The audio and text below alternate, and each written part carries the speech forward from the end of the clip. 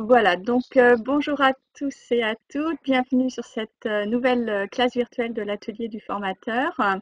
Donc on a comme invitée aujourd'hui Béatrice Le Gallès qui va nous parler de réalité virtuelle et surtout nous donner des exemples concrets sur l'utilisation de la réalité virtuelle dans des formations et notamment des formations de service à la personne.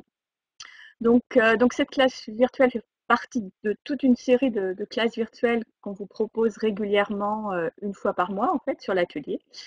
Jean-François, je vais peut-être te laisser dire quelques mots hein, sur ces classes virtuelles et sur le travail qui est effectué en collaboration donc avec eLearning Touch sur l'atelier. Ok, bah merci Isabelle. Effectivement, donc l'atelier du formateur, c'est un Je te laisse la projet qui a parole. quelques années maintenant, donc qui est porté donc par Isabelle et puis moi-même, donc directeur d'e-Learning Touch. Donc Isabelle intervient hein, auprès des centres de formation et des entreprises sur tout ce qui tourne autour de l'ingénierie et de la digitalisation de la formation. Et puis au niveau d'e-Learning Touch, on a un petit peu plus large, plutôt orienté également sur les outils dont des outils qui permettent de faire de la réalité virtuelle. Et dans le cadre donc de l'atelier du formateur, on souhaitait mettre à disposition un outil de veille qui soit le plus orienté en fait possible vers des solutions faciles à mettre en œuvre, des solutions gratuites, plein de petites astuces que nos métiers de formateurs, Isabelle et moi-même, nous ont conduit alors par le passé à utiliser et puis qu'on mobilise encore aujourd'hui pour animer un certain nombre de dispositifs de formation à destination donc des professionnels de l'information. Donc au niveau de l'atelier du formateur, vous avez remarqué qu'il y a un portail de veille qui est assez important. Et puis nous avons également un certain nombre de classes virtuelles qui commencent voilà, à créer un catalogue aussi assez intéressant sur différents sujets d'actualité et toujours avec des invités voilà, qu'on a plaisir à recevoir comme Béatrice aujourd'hui. Voilà, donc je vous invite à nous suivre sur l'atelier du formateur. Ne pas hésiter voilà, à prendre un abonnement pour assister à toutes les classes virtuelles. Et puis plein d'autres choses qui sont encore voilà, à venir au niveau de ce service hein, que nous proposons avec Isabelle. Voilà, donc je ne vais pas en dire plus. Béatrice, bien, à vous la parole et puis on va avoir plaisir à suivre vos réalisations. Merci de votre accueil. Moi, je suis ravie de pouvoir parler de ce sujet avec vous aujourd'hui. J'ai préparé un support à partager et comme je le disais en introduction un petit peu en off tout à l'heure, j'ai associé un certain nombre de ressources dont on n'aura peut-être pas le temps, enfin on n'aura pas le temps de toutes les explorer, mais vous les aurez lorsque vous récupérez le lien euh, d'accès à ce support. Donc je vais le partager pour faire simple, voilà. Donc, j'y retourne.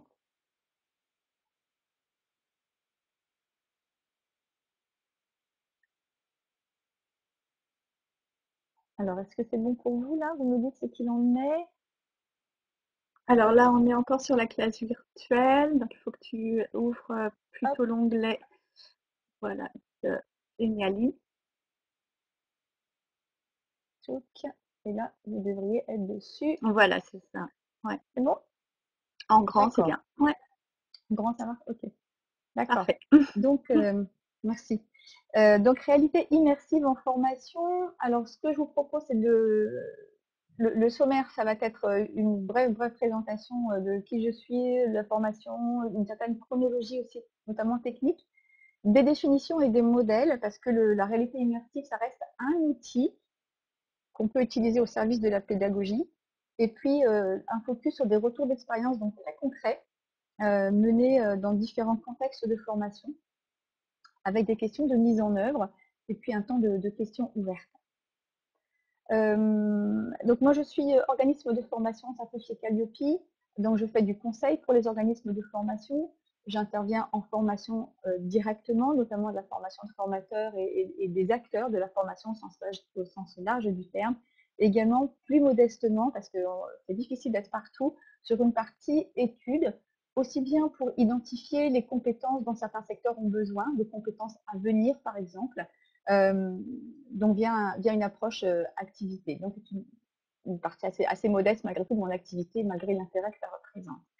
je travaille auprès de certains publics, plus particulièrement donc les acteurs de la formation continue, les managers cadres dirigeants, et puis dans le secteur des services à la personne, c'est une question d'enjeu social en fait. C'est vraiment une question pour moi, il y a vraiment urgence à travailler dans ce secteur et à former des acteurs des services à la personne. Et donc, je travaille dans ce secteur en utilisant des thématiques, en développant des thématiques plutôt innovantes, ou qu'on caractérise comme étant des thématiques innovantes. C'est-à-dire, je travaille sur l'acculturation numérique, notamment les processus qui permettent aux personnes de s'autoriser à utiliser du numérique, par exemple. Le processus d'apprentissage donc, du numérique. Également, sur des approches systémiques et complexes, je mobilise aussi l'espace neuronal de travail, on y reviendra. Et puis, les compétences sociales, qui font partie des compétences que l'on attend a priori de plus en plus, par-delà les compétences techniques ou le niveau de diplôme, dans un environnement mouvant, changeant, qui demande de l'adaptabilité, et bien les compétences sociales, les capacités de travailler ensemble, de générer de l'interaction, prennent le pas. Alors, comment forme-t-on à ces compétences? Mais vous allez voir que la réalité immersive peut être une réponse intéressante. Et puis, on appelle tout ça la technopédagogie innovante. J'ai découvert ce terme il n'y a pas très longtemps, donc je vous l'amène là. La formation, comme vous le savez, vous êtes beaucoup de formateurs, vous êtes inscrits, donc je vais aller vite là-dessus. Donc, c'est un cadre légal, c'est de l'ingénierie de formation, c'est de l'ingénierie pédagogique dans laquelle on va parler de moyens et de méthodes. Et quand on va parler de réalité immersive, eh bien, il va aussi y avoir un cadre particulier au niveau de l'ingénierie de formation. Donc, quel moment va-t-on intégrer l'ingénierie de la réalité immersive, à quelles conditions? Et c'est surtout dans l'ingénierie pédagogique qu'on va la mobiliser en tant que moyen concret pour permettre de développer des compétences. Si je parle trop vite ou si je ne suis pas claire, surtout faites-moi signe. Là, je ne vois pas le chat ou autre, mais je compte sur Isabelle et Jean-François pour me recaler si jamais je parlais trop vite, par exemple. Donc, en termes de chronologie, quand on parle d'outils numériques, bien ça commence, c'est pas une nouveauté. Hein, les outils numériques, ça a bientôt une centaine d'années finalement avec l'introduction des premiers ordinateurs. Turing, c'est en 1936 qu'il a imaginé l'ordinateur. Internet, c'est de 1997 en France. Vous trouverez en cliquant sur ces petites pastilles interactives, vous aurez des archives de l'INA par exemple. En 2007, une date un petit peu importante parce que la moitié des Américains ont un smartphone, mais c'est pas ça la date le fait le plus important, c'est qu'en 2007, on commence à avoir suffisamment de recul pour identifier les changements de comportement liés à l'utilisation des objets numériques. Le temps que l'on passe dessus, le temps qu'on en a dans les interactions, ce genre de choses. En 2013, Oculus va sortir son premier casque de réalité virtuelle, le DK1, et va être acheté par Facebook assez rapidement après. Et puis en 2015 notamment, c'est ce que j'ai pu repérer, c'est surtout à partir de 2015-2017 que finalement la réalité immersive, qui avait un peu fait un flop dans les jeux vidéo, un peu trop précurseur par rapport à la technicité, trouve vraiment un terrain de déploiement, notamment dans le champ de l'éducation et de la formation. Alors aussi bien dans des organismes de formation qu'au sein des entreprises qui veulent former à des expertises métiers. Et aujourd'hui, plus on rentre dans ce domaine, plus on se rend compte à quel point il est déjà assez mature en fait. On va trouver beaucoup d'applications, notamment dans le tourisme, dans l'éducation, dans le commerce, c'est-à-dire dans beaucoup de métiers dans lesquels il y a une interaction sociale. Donc, toutes ces petites pastilles-là interactives vous donneront accès à d'autres types de ressources. On peut aller en voir une, par exemple. Voilà, c'est un exemple. C'est pas pour leur faire de la pub du tout, mais c'est juste pour vous informer que certaines, d'ailleurs, on va peut-être pas obligatoirement le développer, mais hop, tchouk, allez. C'est juste un exemple d'utilisation. Donc là, c'est une grande école qui fait sa pub dessus, mais c'est pas ça l'issue. L'issue, c'est de se dire que depuis déjà 3 ou 4 ans, certains organismes ont trouvé de l'intérêt à immerger leurs apprenants dans des environnements qui vont plus loin que la simulation. On est dedans, on est immergé dedans. Et ça change beaucoup de choses au niveau de la mémorisation, au niveau de l'expérience, du sentiment d'expérience et de l'ancrage émotionnel qui va avec la mémorisation. Donc ça, c'est juste un exemple. Et vous aurez plusieurs ressources comme ça à chaque fois sur les pastilles. Je vais avancer sur les définitions et sur les modèles utilisés quand on se met en tête d'utiliser la réalité immersive dans un but pédagogique. D'une part, quelques définitions. Vous entendez certainement parler de RA, RI, XR. Il y a tout un vocable et beaucoup de termes anglais dans ce domaine, parce que c'est technique, parce que c'est nouveau. Bon, on n'est pas obligé. Si on reste franco-français, ce qui nous va très bien aussi, la réalité augmentée, c'est une des déclinaisons de l'évolution technique appliquée à la réalité. Ce qu'on entend par réalité augmentée, c'est on part de l'environnement existant et on lui ajoute de la donnée numérique, du multimédia, du son, du texte. On va utiliser beaucoup ça dans le tourisme. Vous avez certainement peut-être déjà expérimenté. Vous allez dans un office de tourisme dans une ville et on vous donne un petit casque et des lunettes. Et en vous promenant dans la ville, eh bien, quand vous passez devant certaines bornes, vous allez déclencher un commentaire audio ou du visuel, par exemple, qui va vous superposer des images des habitats tels qu'ils étaient il y a 100 ans, alors que dans la réalité, ils sont comme ils sont aujourd'hui. Donc, c'est ce qu'on appelle la réalité augmentée. C'est très, très utilisé même dans la grande distribution aujourd'hui, hein, pour tout ce qui est habillement, décoration, aménagement. Tourisme aussi, évidemment, et e-santé. La réalité virtuelle, la RV.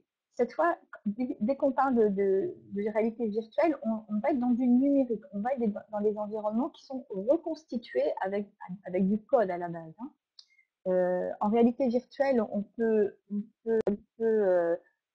on a des fonctionnalités haptiques, c'est-à-dire qu'on peut, avec des gants particuliers, avoir accès à des sensations tactiles. On peut parfois aussi se déplacer. Et puis on peut parfois, comme font les gamers, être dans un fauteuil de jeu et être complètement en interaction dans un monde virtuel et l'utiliser sans se déplacer physiquement. C'est un domaine qui se développe énormément. Vous avez des applications comme Second Life qui ont fait des gros buzz à une époque, à tel point qu'il y avait même du business qui se faisait dans ces mondes-là. C'était une transposition totale, ou en tout cas assez poussée, de ce qui se faisait dans le monde réel, même en termes de transactions immobilières ou transactions marchandes. C'est un peu en déclin aujourd'hui, mais il y a encore des aficionados. Autre environnement virtuel que je vais vous présenter, le Laval Virtual World. Peut-être ça vous dit qu'à Laval, il y a une vingtaine d'années, a été créé un centre de recherche sur la réalité virtuelle. Et ils ont développé, ou ils travaillent en tout cas avec cette application Virdela, dans laquelle on peut organiser des salons. C'est aussi un campus numérique. Je vous en reparlerai, mais je vais juste vous montrer une démo de ce que c'est qu'une réalité virtuelle, immersive, mais virtuelle numérique.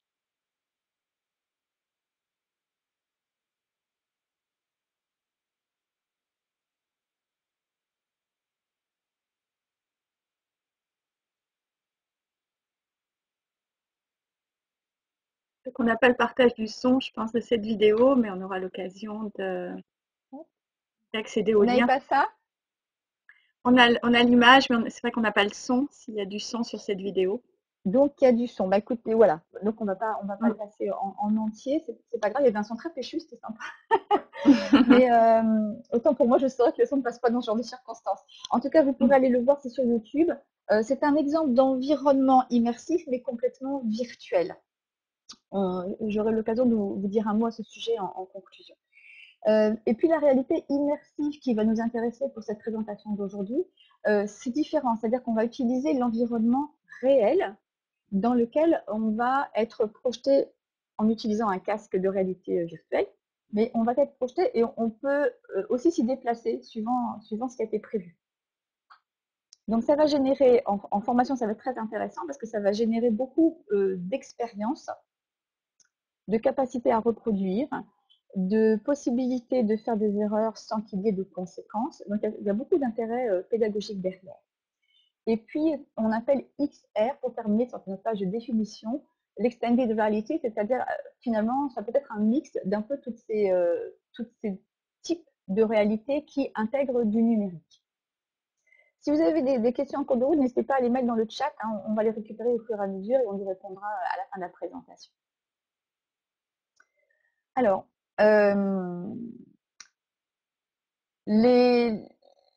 pourquoi utilisons la réalité immersive? En tout cas, en ce qui me concerne, c'est pour répondre à un besoin. C'est parce que je n'ai pas trouvé les ressources pédagogiques dont j'avais besoin dans certains cas, dans certaines situations de formation. Et donc, j'ai cherché comment pallier à ce manque. Et c'est pour ça que j'ai utilisé la réalité immersive. Par-delà le côté gadget et par-delà le côté waouh, dès qu'on utilise ce genre d'outils un petit peu novateurs, c'est vraiment parce qu'il y avait un manque. Et puis après, j'ai essayé de chercher aussi ce qui était mobilisé en termes de modèles et d'expériences. Et j'ai identifié 3 modèles dont je m'inspire pour créer les ressources pédagogiques en réalité immersive. Alors le premier modèle, c'est un modèle dont la robustesse scientifique est un petit peu discutée, mais je vous l'ai mis quand même parce vous le verrez souvent dans les revues professionnelles. C'est le modèle 70-20-10 qui dit que finalement, lorsqu'on est en formation, 10%, on apprendrait par le côté un peu, on va dire, transmissif, un peu traditionnel. Hein. Ça a été sorti en 96 et en 96, la représentation du formateur était encore celle d'un sachant, donc genre sachant, masterclass, pédagogie descendant. Donc ça a bien changé depuis, j'espère pour un maximum d'entre nous. Ensuite, ce modèle nous dit que le 20% de l'apprentissage se fait par les pairs, donc l'apprentissage vicariant, l'apprentissage informel, et 70% se ferait par l'expérience proprement dite. Donc le côté sensoriel, le fait de mobiliser ses perceptions et donc d'ancrer corporellement, sensoriellement, émotionnellement l'expérience. Même si ces pourcentages peuvent être discutés, aujourd'hui, au niveau de la littérature, on est d'accord. On est d'accord sur le fait que l'expérience, c'est ce qui permet d'ancrer la mémoire. Et à ce niveau-là, la réalité immersive a vraiment beaucoup d'intérêt. Un autre modèle que je vais mobiliser, ou un autre cadre théorique, c'est l'espace neuronal de travail, qui a été initié notamment en France par Changeux, avec son homme neuronal, il y a une vingtaine d'années. Et aujourd'hui, il a été, donc en 2001, en tout cas, il a été redéployé par Dehaene, donc toujours Changeux, et puis Nakache. Et c'est cette articulation finalement entre les émotions, c'est-à-dire pas juste la réaction émotionnelle, mais plutôt la valeur, la valorisation de ce que l'on donne à l'expérience, la capacité de perception, notre capacité de mouvement, notre capacité d'attention et puis la mémorisation. Finalement, ce que nous raconte ce modèle, c'est cette interaction entre ces différents aspects. On pourrait faire une semaine de cours là-dessus, mais ce n'est pas l'objet aujourd'hui. Mais voilà, si ça vous intéresse, vous aurez matière à y revenir ou posez-moi des questions, j'adore. Troisième modèle, c'est le modèle de l'acceptation de la technologie de Davis, qui est également un modèle robuste, connu, qui nous dit quoi? Qui nous dit que finalement, pour faciliter l'acculturation, le sentiment d'acceptation d'une nouvelle technologie, eh bien, on va regarder et du coup pouvoir travailler d'une part sur l'usage qui en est fait, mais pas que. On va aussi s'interroger sur la facilité d'utilisation. Plus un objet technique sera facile, plus il sera accepté. Plus facilement il sera accepté. Et puis, on va aller plus loin que ça. On va aussi s'interroger sur le sens de cet outil, c'est-à-dire son utilité. Et on va aller encore plus loin. On va aller sur l'utilisabilité, c'est-à-dire son potentiel d'utilisation. En fait, très souvent, un objet technique va avoir d'autres possibilités d'être utilisé que ce pourquoi il a été conçu. Eh bien, ces quatre clés d'entrée permettent de travailler sur le processus d'acceptation d'un nouvel outil. Et on va voir que tout cela est mobilisé dans la réalité immersive.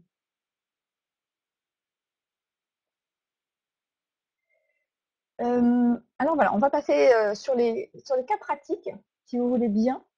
Donc, 3 cas pratiques. Alors, le premier cas, c'est donc dans le secteur des services à la personne. Et c'est donc l'idée l'hypothèse était que les auxiliaires de vie, alors on peut les appeler aussi aide à domicile, etc., d'une part ne bénéficient pas du tout d'une formation aux outils numériques dans leur cursus. D'autre part, beaucoup de ces personnes qui ont ces postes-là n'ont pas de formation du tout. Et ça risque de leur poser des problèmes. D'une part, parce que leur activité proprement dite est de plus en plus, mobilise de plus en plus d'outils connectés, notamment des smartphones, notamment des applications qui les coordonnent avec d'autres acteurs des services à la personne, parce qu'on est en train d'assister à l'émergence d'un véritable écosystème. Et d'autre part, pour des questions diverses, l'environnement même des personnes chez qui elles interviennent est de plus en plus numérique et connecté. Les personnes, j'ai même pas envie de dire les personnes âgées, parce que quand on est auxiliaire de vie, on peut intervenir chez des personnes, quel que soit l'âge ou la situation. On peut se casser la jambe à 12 ans, on peut avoir des problèmes de mobilité à 22. Ça, c'est pas une question d'âge obligatoirement. Et en tout cas, lorsqu'on va chez quelqu'un, aujourd'hui, il y a fort à parier qu'on trouve peut-être un Google Home, peut-être de la domotique, peut-être même un robot social en test, peut-être un certain nombre d'objets, en tout cas, qui permettent d'agir à distance sur son environnement, qui permettent d'interagir avec autrui. On va trouver une tablette, on va trouver un ordinateur pour se connecter avec sa famille, etc. Et l'idée, c'est que si ces personnes ne sont pas du tout acculturées au niveau numérique, parce qu'en général, ce sont aussi des personnes dont le profil est lié à un contexte socio-économique difficile, de la précarité, de l'immigration. Enfin, vous savez, c'est des contextes qui cumulent un certain nombre de difficultés. Donc la difficulté numérique et l'usage du numérique vient en plus. Donc si ces personnes se retrouvent à domicile à ne pas pouvoir ou ne pas savoir utiliser l'environnement numérique de la personne qu'elles accompagnent, finalement il y a une espèce de cumul de problèmes et peut-être même du rejet des outils par elles et aussi par les personnes qu'elles accompagnent. Bref, l'idée de la formation, c'était de les acculturer. Sachant que dans ces publics-là, il y a aussi beaucoup de freins à l'utilisation des outils connectés ou numériques, parce que ça questionne leur identité, et même leur identité professionnelle profonde, qui est liée à l'humain, à la relation humaine. Dans tous les métiers du soin, du social, où la relation à autrui est importante, l'outil technologique est vécu comme quelque chose d'agressif. On le vit comme quelque chose qui vient se substituer à la relation humaine. Ça, c'est un cliché, mais qui est très fort. Et puis, il y a aussi plein de croyances liées au remplacement des hommes par les robots, etc. Donc, il faut travailler avec cette matière-là pour leur donner possibilité d'envisager l'outil numérique autrement et peut-être même s'autoriser à imaginer que l'outil puisse être utile, utilisable, facile d'utilisation et puisse même générer de l'utilisabilité auquel elles n'ont pas pensé au départ. Donc, la réalité immersive a été un grand appui dans cette formation. Et là, je l'ai mobilisé, j'ai utilisé un produit sur catalogue, j'ai utilisé des voyages immersifs qui sont produits par une société partenaire, qui est devenue partenaire depuis, qui s'appelle Filiou, qui est basée dans le sud de la France et qui travaille avec les personnes âgées depuis bien longtemps et qui propose des voyages. Alors, ça peut être des choses très simples, ça peut être des villes Nice, mais ça peut être aussi nager avec les dauphins, se balader dans un avion, dans un planeur. Enfin, ils utilisent plusieurs types d'environnements. Et donc, moi, j'ai utilisé ça aussi pour les stagiaires, pour pour leur donner accès à un outil numérique, mais pour essayer que ce soit plaisant, d'une part, et puis qu'elles voient que ce soit possible, qu'elles aient du plaisir avec. Et je vais vous dire ce qu'il en est ressorti. Donc l'idée, c'était qu'elles se fassent plaisir, notamment en fin de semaine. Enfin, ils se fassent plaisir, parce que j'ai des hommes aussi. Notamment en fin de semaine, parce que c'était un moment un petit peu récréatif. On est sur du voyage quand même. L'autre objectif pédagogique, c'était qu'elles puissent prendre la main, mais vraiment prendre la main, physiquement parlant, sur un outil avec du matériel, qu'elles puissent manier le casque. Là, vous voyez la personne, elle touche son casque, donc elle n'en a pas peur de le toucher, elle le manipule. Et l'idée, c'était aussi de pouvoir éventuellement accompagner ou s'entraîner à accompagner un tiers à l'utilisation de cet outil. Il y avait tout ça comme objectif. Et en fait, ce produit-là a été très intéressant et a donné de bons résultats. D'une part, parce qu'il y a eu une forte réaction émotionnelle, le plaisir était là. C'était extrêmement touchant de voir des personnes qui s'autorisent à visiter Paris alors qu'elles ne sont jamais allées à Paris. Ou une jeune catholique qui s'est dit, moi je vais aller parce que dans le catalogue il y avait plein de sujets, donc elle est allée sur le Mont Saint-Michel, donc elle a visité le Mont Saint-Michel en drone, donc il y avait des sensations physiques, mais beaucoup d'émotions. Donc l'émotion étant contagieuse, tout le monde avait la chair de poule en entendant les exclamations des unes et des autres. Il y avait cet effet waouh, un peu magique de découverte, de se retrouver dans un environnement, dans un espace euh, inaccessible habituellement. Et là, d'un seul coup, ça nous est offert, c'est gratuit, c'est pour nous. Ça avait vraiment cet effet de plaisir partagé. Et puis, autre chose, c'est que ça a effectivement contribué à ce qu'elles s'autorisent à utiliser des objets, puisqu'elles finissaient par choisir elles-mêmes là où elles voulaient aller, ou à arrêter, à changer. Donc, quelque part, elles rentraient dans la manipulation d'un objet. Et puis, le dernier point, c'est que, comme vous le voyez un petit peu sur la photo, au final, l'objet qui est connecté à une tablette, je ne sais pas si vous me voyez avec ma souris là. En tout cas, Oui. sur la photo, vous avez à la fois donc vous avez à la fois la personne qui porte le casque, et puis vous avez le casque est connecté à cette tablette sur laquelle se trouve le catalogue de films disponibles. Et donc, l'intérêt d'utiliser ce stratagème, c'était qu'une autre stagiaire prenait en main la tablette et donc lançait les films, accompagnait la personne, était là parce que la personne, on l'a assis pour être sûr qu'elle n'ait pas de vertige d'une part, et puis parce que quand on est en réalité immersive, on regarde à 360 degrés et on peut être surpris, on peut être amené à faire des grands mouvements physiques et on peut perdre l'équilibre. Donc, il vaut mieux être assis, mais même assis, des personnes peuvent perdre l'équilibre ou glisser de la chaise en voulant aller voir loin ou en voulant toucher des objets. Donc, elles avaient aussi un rôle de veille. Finalement, elles avaient aussi à mobiliser des compétences qu'elles seraient amenées à utiliser en situation chez des personnes âgées qui utilisent un objet numérique. Donc, on était sur ces trois aspects-là. Alors, je vais vous lire je ne les ai pas indiqués dans le support, mais je vais vous lire quelques réactions dans leur bilan.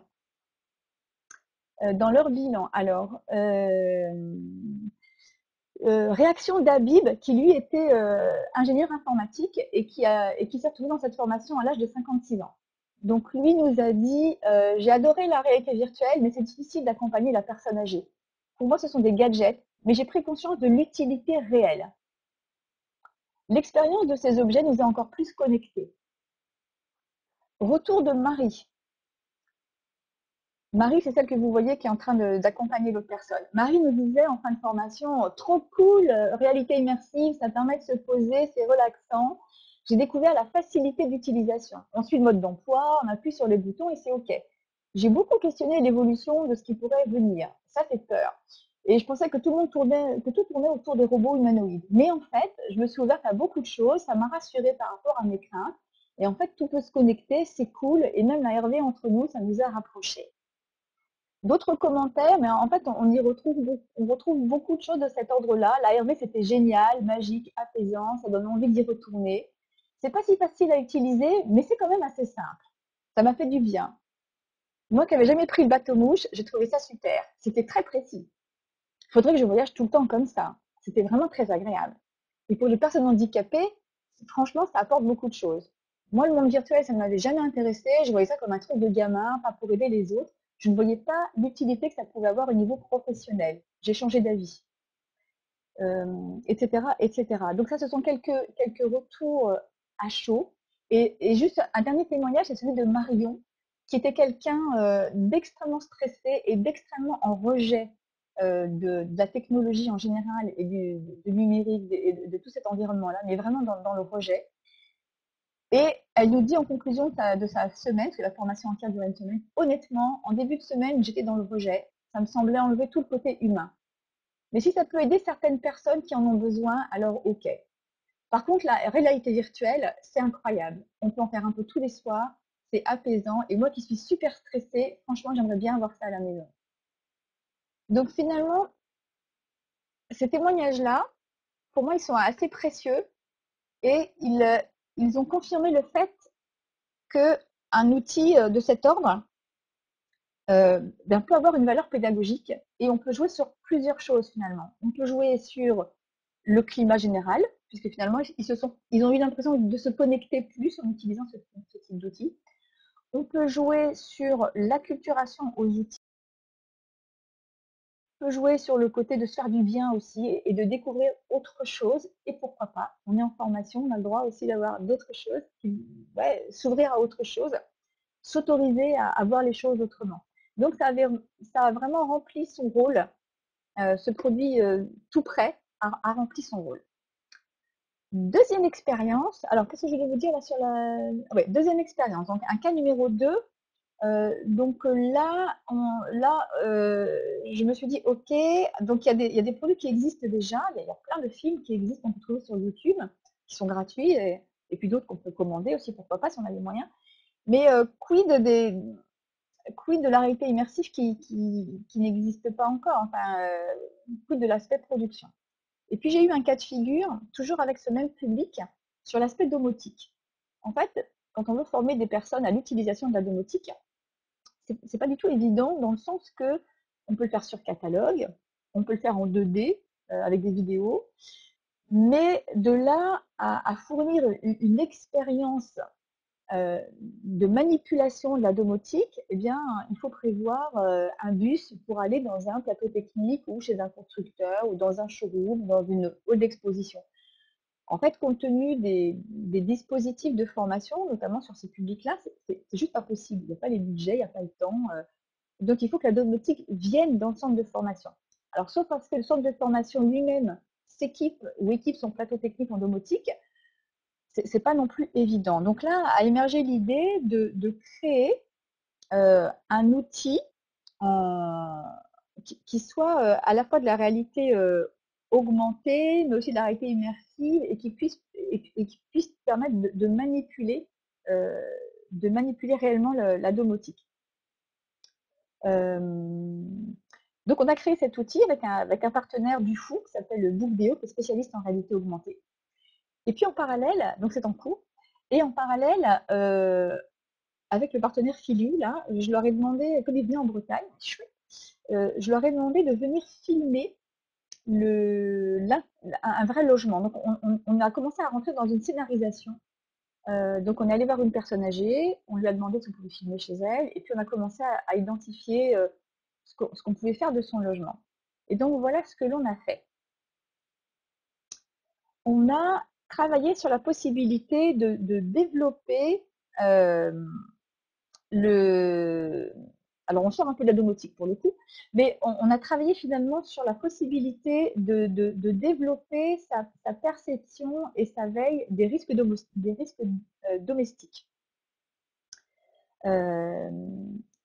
Oui, parce que ça nous amenait trop loin de travailler sur la domotique en termes de niveau technique. Donc on a un peu changé notre stratégie et on s'est dit, bon ok, on va faire un peu plus simple pour le moment et on va travailler sur l'identification des risques domestiques. C'est quelque chose qui est plus facile à mettre en œuvre au niveau scénarisation et on avait un besoin d'utilisation plus rapide aussi.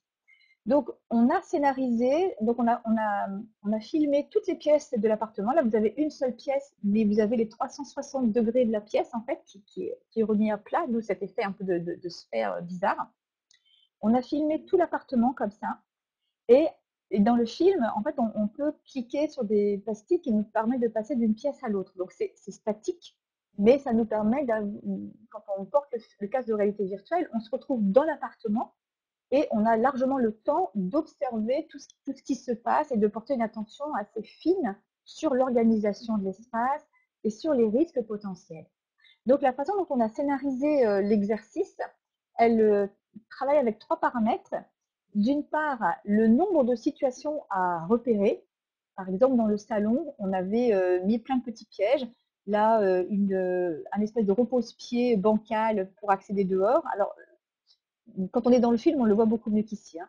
Il y avait des fils qui traînaient, il y avait des tapis qui étaient peluchés et qui étaient plissés, il y avait des endroits où il n'y avait pas l'espace de passage, il y avait des choses prêtes à tomber, il y avait comme ça tout un tas de pièges, mais tout à fait crédibles, hein, parce que certains, d'ailleurs, on n'a même pas eu besoin de les toucher, ils étaient déjà là, hein, pour vous dire.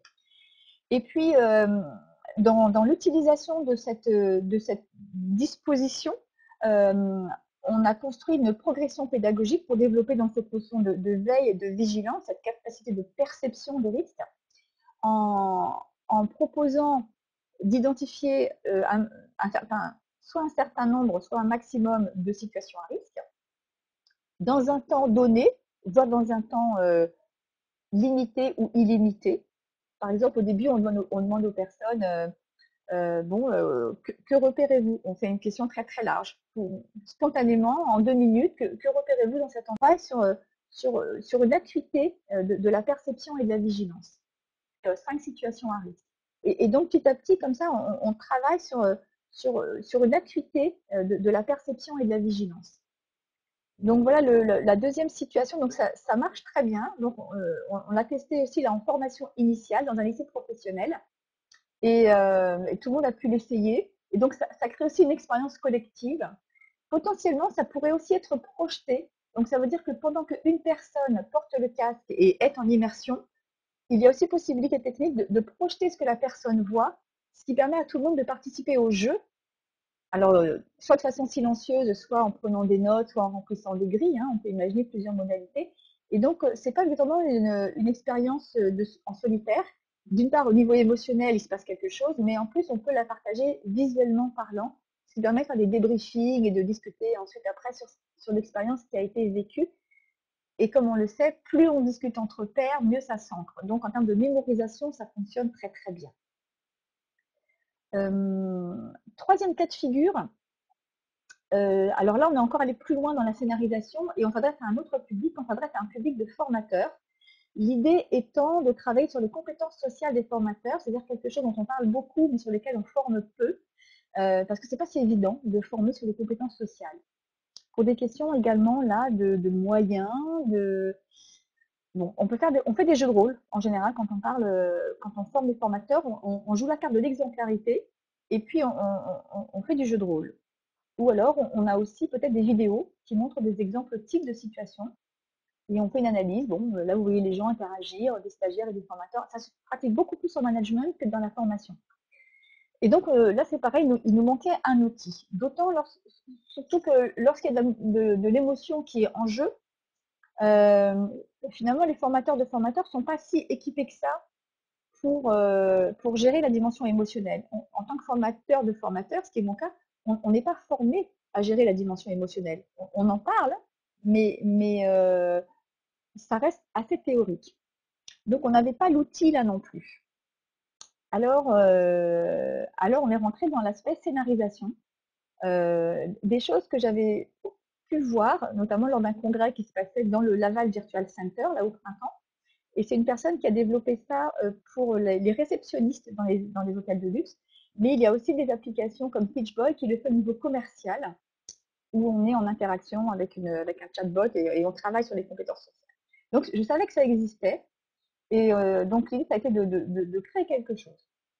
Alors, comme toute conduite de projet, il y a des aspects de pilotage. Il faut être clair sur son objectif, sur les ressources dont on dispose, sur les risques aussi, ça marche pas. Sur les questions de production, qui va produire, la production, ça comporte quoi exactement? Sur les questions de diffusion et puis sur la méthode. Donc, moi, je suis partie sur l'aspect Thinking by Design, c'est-à-dire d'intégrer des professionnels de terrain à la conception même du produit, de façon à être sûr que ça répond à des besoins concrets. Comme toute création narrative, on parle d'un scénario, donc on va utiliser des outils comme un synopsis, un storyboard, des techniques aussi de storytelling. On va avoir un œil rivé sur le timing, puis on va avoir besoin de protagonistes, d'acteurs professionnels ou pas, formés ou pas, et puis on va avoir un travail d'écriture. Et comme toute production audiovisuelle, on va avoir, donc bah oui, là j'ai un peu mélangé les deux, on va avoir du casting, du repérage, de la décoration, de l'équipement, du temps de tournage, de la post-production. Donc finalement, mobiliser la réalité immersive dans cet objectif de création d'un scénario, bah, c'est comme créer un film, hein. On rentre avec les mêmes logiques de production. Alors, c'est là que je voulais vous montrer un exemple de film, mais je crois qu'il faut que je sorte de ça pour vous le montrer. Donc, je le ferai peut-être dans un deuxième temps. En tout cas, au niveau des réactions, je les ai testées encore de façon assez ponctuelle parce que la formation que je voulais faire la semaine dernière a été annulée, malheureusement, Covid, et la personne est tombée malade. Et donc, ça a été reporté. Mais j'ai quand même 3 réactions. D'une part, réaction de... Est-ce que je l'ai mis après? Oui, 3 réactions. D'une part, la réaction des personnes qui ont participé au film, donc des personnes qui étaient sollicitées pour agir dans le film. Donc, il y avait 2 étudiants, dont une étudiante en sciences de l'éducation, future formatrice. Il y avait un chef d'entreprise, enfin, qui va aussi avoir direction de formation, et puis une professionnelle qui n'avait rien à voir, mais qui était intéressée. Donc, 4 personnes. Et en fait, les réactions, c'était franchement, ah mais c'est horrible d'être formateur, vous vivez des choses comme ça, mais c'est horrible, humainement parlant, comment les gens peuvent se comporter de la sorte. Le scénario était basé uniquement sur des situations vécues, réelles, mais c'était un compilé, une concentration de situations. Le monteur, la personne qui a fait le montage des films, m'a téléphoné pour me dire à quel point il était mal à l'aise lorsqu'il vivait, enfin, lorsqu'il travaillait sur les situations, parce que c'est prévu pour ça. Hein. C'est vrai, je ne voulais pas expliquer, mais le scénario de ce film en réalité immersive, il est constitué de plusieurs scénettes, et chaque scénette a pour objectif de créer un climat finalement dans lequel tout le monde est un peu mal à l'aise. Le formateur peut se trouver mal à l'aise. Par exemple, lorsque les personnes sont complètement démotivées, elles ne savent pas pourquoi elles sont là, elles n'ont pas eu de programme, c'est pas la salle prévue, on devait être 12, on est 4. Il y a tout un ensemble de facteurs, mais qui peuvent arriver dans les vraies situations de formation. Et ça peut mettre tout le monde mal à l'aise. Donc c'est fait pour ça. Et ça, c'est la matière avec laquelle on travaille après sur la gestion des émotions personnelles et la gestion de l'émotion collective. Donc le monteur lui-même me disait mais que lui-même était mal, ressentait le malaise lorsqu'il travaillait. Donc je me suis dit, bon, bah, c'est que c'est efficace, ce support, parce que si lui-même perçoit le malaise, c'est bien, c'est que la matière que l'on cherchait est là. Et puis troisième réaction, non, c'est là, j'ai pu l'enregistrer. Ah, bah, j'espère que vous allez pouvoir l'entendre aussi. Ah, non, on n'a pas Est-ce le que vous son. Le l'entendez? son, Vous n'avez non, pas le le son son ne non plus? passe pas. Mm. D'accord. Bah, je vais vous raconter alors ce qu'ils disent. En fait, ce qu'ils disent, c'est que les personnes qui participaient à l'expérience et qui ont testé après le produit, en fait, étaient épatés par la quantité d'informations et de ce qu'ils pouvaient observer après coup. Le fait d'être non plus acteur, mais spectateur, permettait d'être vraiment très, très attentif à plein de réactions, de communication non verbale, de posture, de mimique, qui leur donnait une finesse de compréhension dans ce qui est en train de se passer et ce que les personnes étaient en train de vivre. Et ça, c'est ce qu'ils ont vraiment trouvé d'intéressant, parce que la réalité immersive permet de revoir des scènes, de s'y reprojeter, d'y retourner, et donc de voir mieux, de voir autrement, de regarder différemment plusieurs fois de suite. Ce que dans la vraie vie, on ne peut pas faire. Si on fait un jeu de rôle, sauf à l'avoir filmé, mais on va avoir qu'un seul angle. Là, la réalité immersive, on peut y aller une fois, on peut regarder chaque protagoniste différemment, on peut on peut se distancer aussi de ce qui est vécu. La première fois, on est complètement dedans, mais après, on prend un petit peu de distance et on y revient avec d'autres grilles de lecture. Donc, c'est un peu ça qui revenait de leur témoignage, c'était cette euh, possibilité de lire plein de choses de façon très très fine. Et ben voilà ce que je voulais vous dire sur le sujet. En termes de conclusion, en tout cas, les potentialités me semblent absolument énormes. Comme tout ce qui est outils et mise en œuvre de ces outils, cela prend du temps. Euh, il y a des agences et des structures, des organisations qui se spécialisent sur la production de contenus de ce type. Et en tant que formateur, on ne peut pas être partout. Donc, il faut savoir où est son périmètre et où s'arrête son périmètre et s'appuyer sur des structures et des professionnels dont c'est le métier. Parce que s'acheter une caméra 360 qui est certes accessible au niveau tarif, ça ne fait pas un bon film et ça ne fait pas une bonne post-production. Euh, Là aussi, il y a, par-delà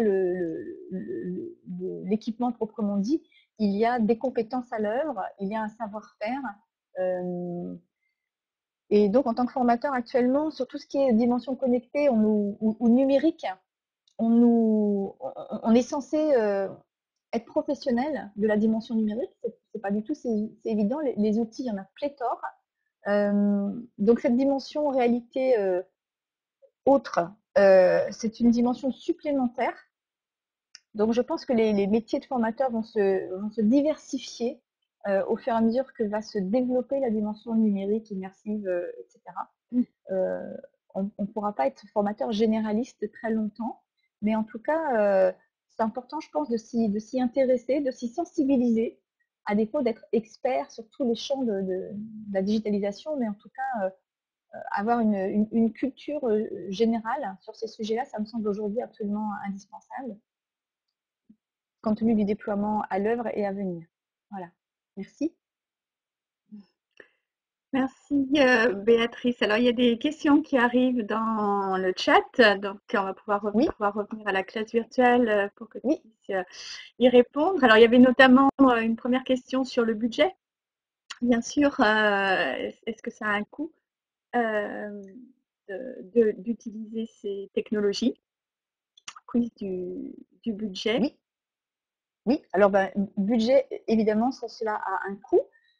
Alors, beaucoup de choses se négocient, hein, suivant que vous êtes petite structure, grosse structure, selon que vous avez des choses ou des compétences à troquer ou à échanger. Il y a des choses qui sont possibles.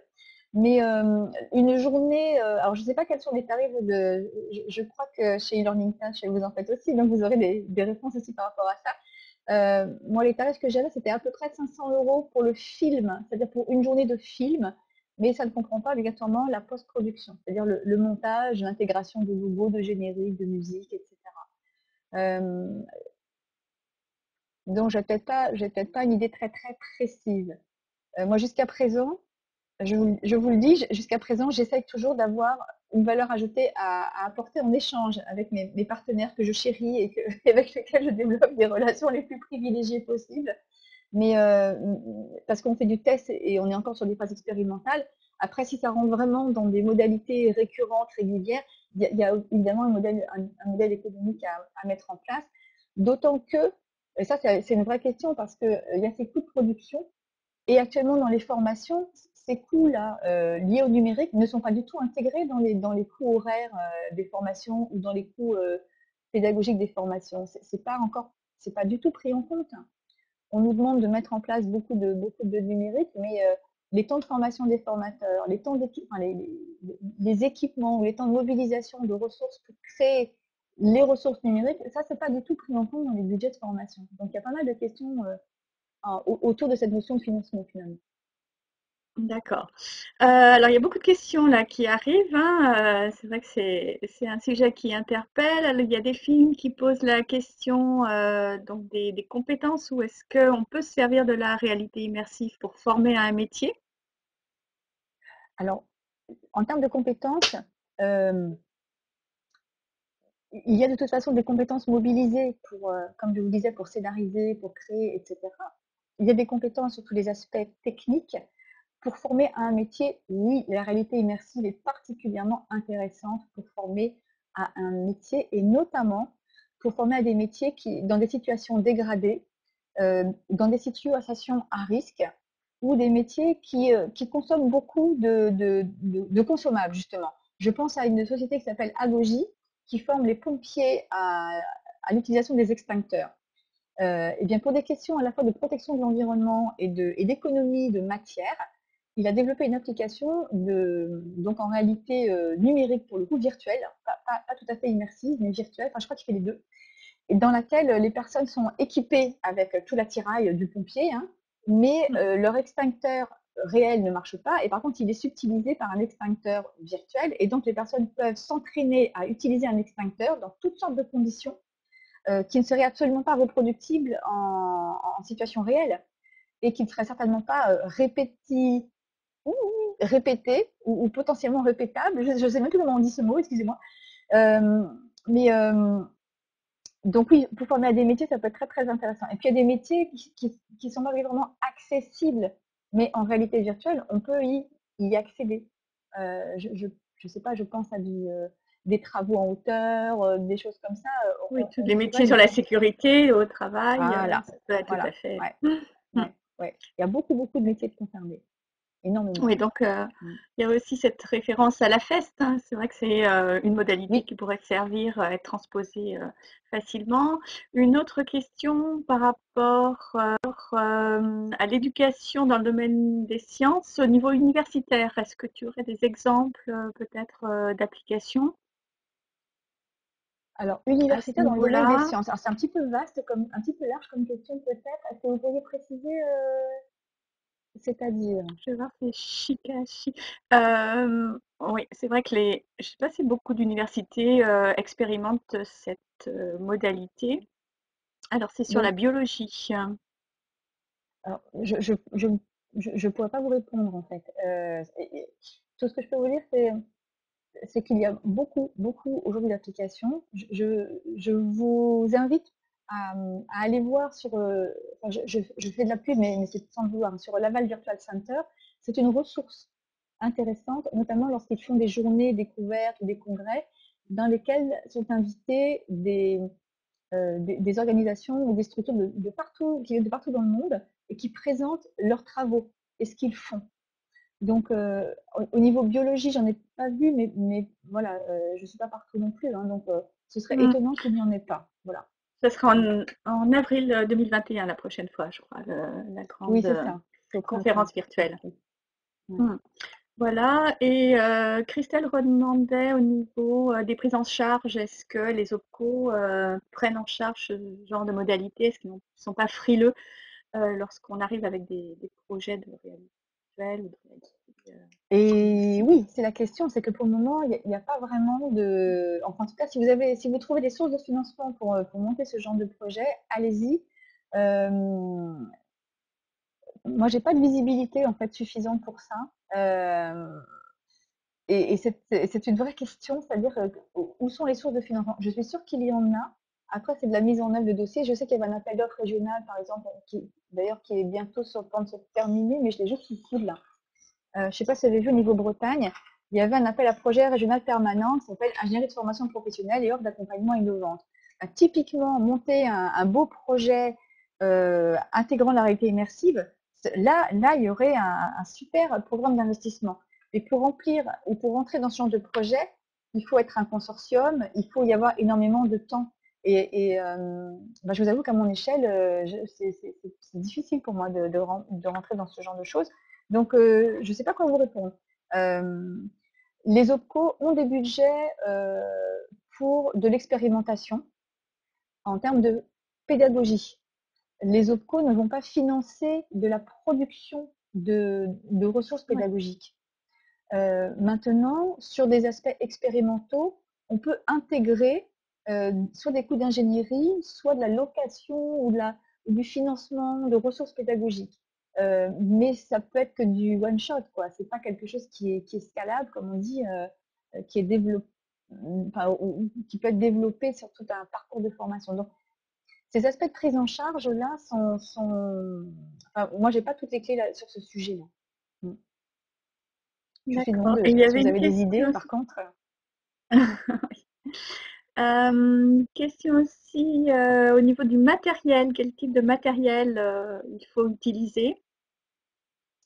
Oui, alors au niveau du matériel, alors j'ai pas les références là avec moi, mais c'est assez, vous en trouvez assez facilement maintenant. Vous trouvez des caméras à moins de 1000 euros, mais en fait, même avec des smartphones, on peut faire des choses. Ça se démocratise énormément l'accès au matériel. Et encore une fois, il n'y a pas que le matériel pur, quoi. Juste la caméra, ça ne suffit pas. Bon, bien sûr, vous avez le pied, après vous avez les outils qui permettent de voir la lumière, etc. Le son. En fait, on rentre dans des logiques de production audiovisuelle. Et puis surtout, il y a le traitement des images. Et quand on filme avec deux caméras dos à dos, ben, après, il faut aussi faire le lien. Il faut aussi, enfin, il y a tout un tas de technicité adjacente sur l'aspect post-production qu'il faut aussi prendre en compte. C'est pas juste filmer avec une caméra à 360. En même temps, ça dépend pourquoi. Ça dépend de l'objectif et ça dépend de ce que l'on va en faire. Dans certains cas, ça pourra peut-être suffire. Si c'est pour illustrer, si c'est pour s'en servir comme d'un exemple, si c'est pour intéresser. Enfin, en fait, tout dépend de votre objectif pédagogique. D'accord. C'est vrai qu'on va, et puis suivant le nombre de personnes aussi qui va utiliser le matériel. Ok, ben je vois qu'on a dû répondre à toutes les questions, à moins qu'il y ait d'autres remarques que vous voulez soumettre avant qu'on termine.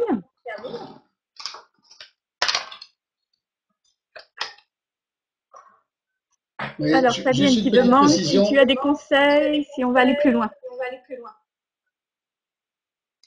Alors, si vous voulez aller plus loin, écoutez, je vous conseille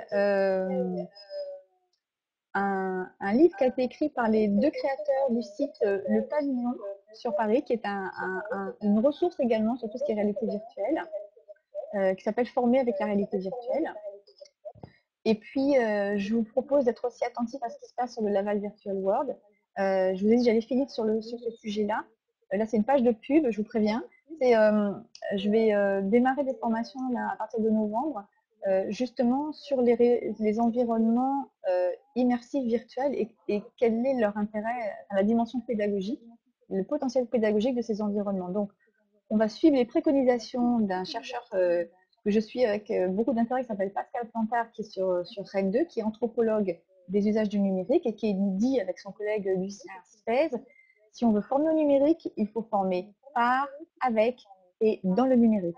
Donc, cette formation aura lieu dans un environnement immersif pour apprendre à utiliser l'environnement immersif en formation. Donc, les dates seront sur ma page LinkedIn ou le site, s'il y en a en novembre et en décembre, si vous voulez aller plus loin sur ces sujets. Et autrement, Voilà, il y a Jean-François aussi qui... Et Jean-François, oui. Oui, alors j'ai une petite coupure tout à l'heure, juste au moment de la question sur les OPCO. Donc en termes de production de contenu, je vous ai mis un petit lien vers notre outil qui s'appelle Scénario VR, qui est un outil auteur en fait, hein, donc qui permet de produire en fait rapidement des environnements interactifs, donc de rajouter des quiz, etc. directement dans vos prises de vue 360. Donc ça raccourcit considérablement les temps de production. Donc c'est vraiment très pratique. Et par rapport aux OPCO, il y a un deuxième intérêt, c'est qu'on a la possibilité d'exporter dans les standards e-learning classiques, notamment SCORM, ce qui permet de suivre le temps et d'avoir les justificatifs OPCO. D'accord. Donc c'est reconnu comme une ressource. Exactement. Hein. Donc ça peut être aussi des points intéressants. C'est un outil assez puissant, hein, qui est en grande évolution. Donc ça peut être aussi intéressant de regarder ces outils qui existent et qui permettent de produire directement sans avoir besoin de savoir coder, quoi. Oui, c'est ça. Ben oui, on a tout à fait besoin de vous en tant que médiateur finalement pour accéder à ces ressources. Tout à fait. Après, donc je note que l'OPCO va intégrer ces ressources en tant que ressources pédagogiques, mais pas obligatoirement financer la production des ressources.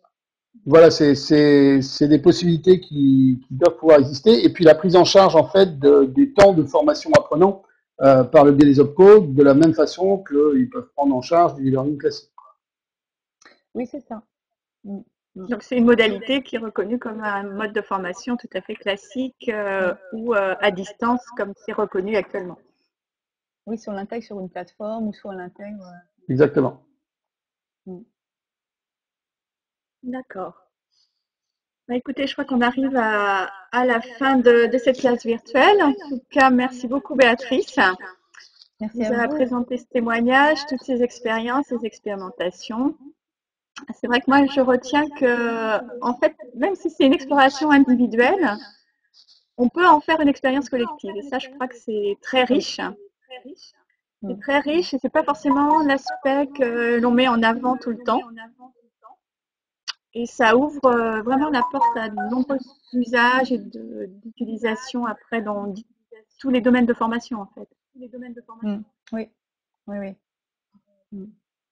Donc, merci beaucoup et merci à tous ceux qui se sont connectés aujourd'hui pour nous suivre. Merci Donc, à on vous. vous souhaite une bonne fin de journée. On se retrouve le mois prochain pour une prochaine classe virtuelle. J'ai pas encore communiqué à ce sujet, mais ce sera une classe virtuelle sur un tout autre thème, puisqu'on abordera la question du bien-être au travail en télétravail pour faire du yoga de bureau. Voilà. Ok, donc merci Béatrice, à très bientôt. Merci à À vous. très bientôt. À très Au bientôt. revoir. Merci Jean-François, à bientôt. Au revoir. Au revoir.